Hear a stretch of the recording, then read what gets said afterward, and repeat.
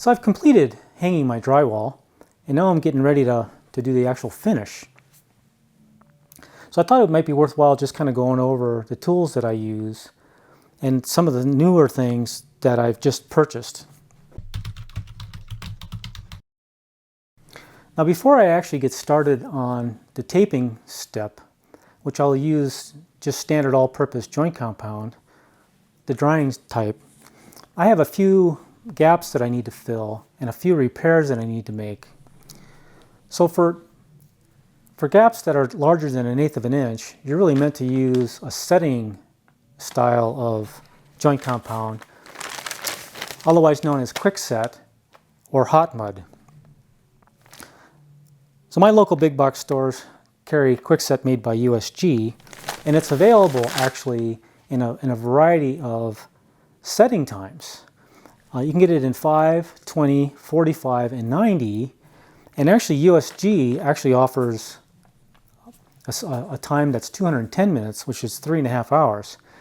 So I decided that I won't be able to work fast enough for 5 or 20, and I was actually thinking about getting the 90-minute setting time, but in the end I elected to get 45-minute because I'm thinking that I should be able to work with a small pan in 45 minutes. Plus, I don't know for sure, but I'm thinking that it may shrink a little bit less than the 90-minute. So the reason for using quick set is that it doesn't shrink as much. So for me, the whole idea is that I want to be able to fill larger gaps and do some repairs, and I don't want the material to shrink, and I want it to be strong, which apparently this material is stronger than normal all-purpose joint compound. And I really don't care if it takes how long it takes for it to set, because I won't really probably get around to doing anything additional with those areas until the following day anyway. So for me, I thought the 45-minute is probably a good compromise, but this is totally brand new to me, so I will find out as I go. Now normally when I'm doing my joint compound and taping and so on, I like to use a hawk. So I just splooge all-purpose joint compound on there, or topping compound, and this time around the +3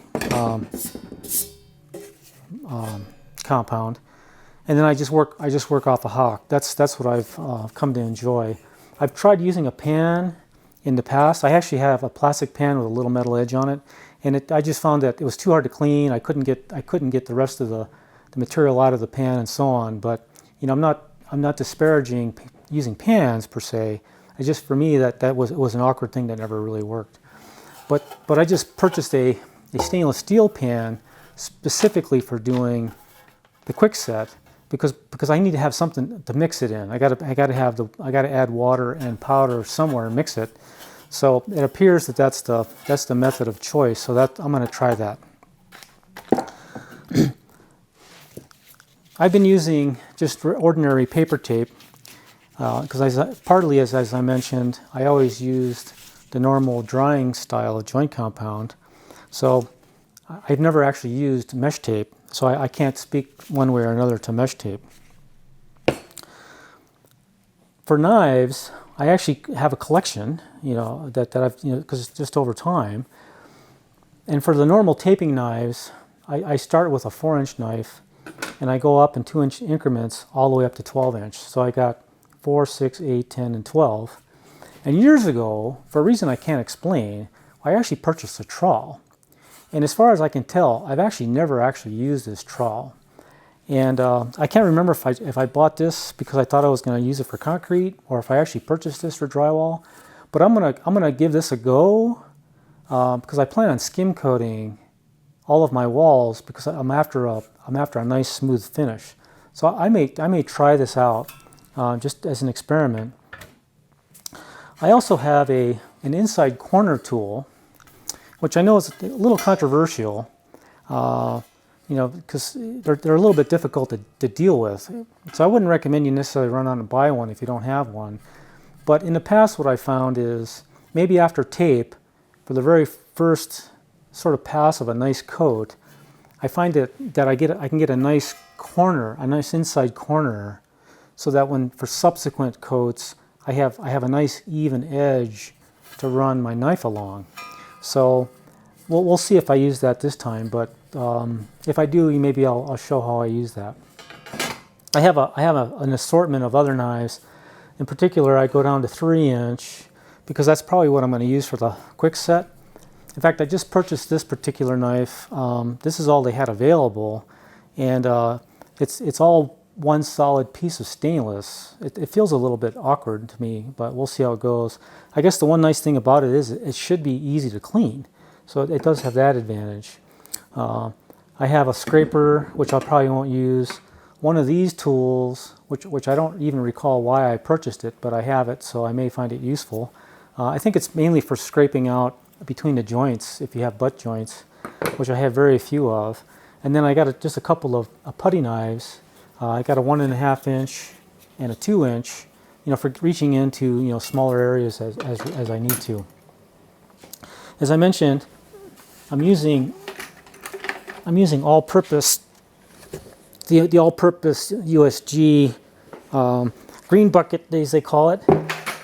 Another one of those controversial things. You can get lost in all the different joint compounds that are available. But what I'll do is I'll use the all-purpose for taping and for the first few coats to get the joints all nice and smooth, and then I'll switch over to either topping or more than likely the +3 that's being offered, because that seems to be supplanting the topping compound. I've used topping in the past for doing all my skim coat. So the basic difference is, my understanding, is that the all-purpose contains more glue. All right, so you're going to get a better bond on tape, and it's going to dry stronger. But for getting nice smooth surfaces, sandability and whatnot, the topping compound and then presumably the +3 just gives you better results. So that's what I'll do. So to that end, for the final sanding, I have a couple of these sanding sponges, which I like real well. The fact that they're flexible a little bit, you can just hold them in your hand. You get a feel. You get a little bit more of a tactile feel for what's going on, I think. So these sponges are really kind of nice, and you can get a lot of use out of them, and they have quite a bit of life. I bought a new one just to have a new one. But for most of the kind of the large area sanding, I just use a hand sander. These things you clip in sandpaper, or in this case here, you'll see I got this piece of mesh, and they come in different grits. I have medium and fine, and then for sandpaper, I actually have some 150 grit sandpaper. I think when I finally when I get all done with my skim coating, I may do a real light sanding with 150 grit. So I think I mentioned before I have a bucket scraper. So this is one. It's useful for getting the mud out of the bucket. You just kind of scoop it out of there and splock it on your hawk. And the reason, of course, I like a hawk is you can scrape it all off on the side. But the other reason that it's nice to have this particular specific tool is that after I get done applying mud to my hawk, I want to clean the sides of the bucket. You want to get that film off of the bucket so you don't get it'll dry off. And then it flakes into your mud, and then you'll have these little dry flecks, which are a real pain. So you want to try to avoid that if you can. So the bucket scraper is kind of handy, and even a paper towel for a quick wipe out of the inside of the bucket after each time is the thing to do. And also you do need to kind of stir your mud, maybe add water as you go, thin it up a little bit depending on the application. So I have this paddle stirrer, which I will chuck into a 1/2-inch drive drill so I can stir. And then I just have some measuring cups and so on, which I plan to use for the hot mud. And even though I'm not showing it here, I have a gallon jug of cool, clean water to add, and I'll always keep a bucket of sort of fresh, clean water for cleaning things. Okay, so after I get done with running my hawk around, maybe once or twice, it starts getting a little gunky, or at the end of a session, I'll have a bucket of water with a scrub brush available, so I immediately just clean all my tools. And you can just drop your knives right in a bucket of water when you're done, and you can get stuff cleaned up pretty fast.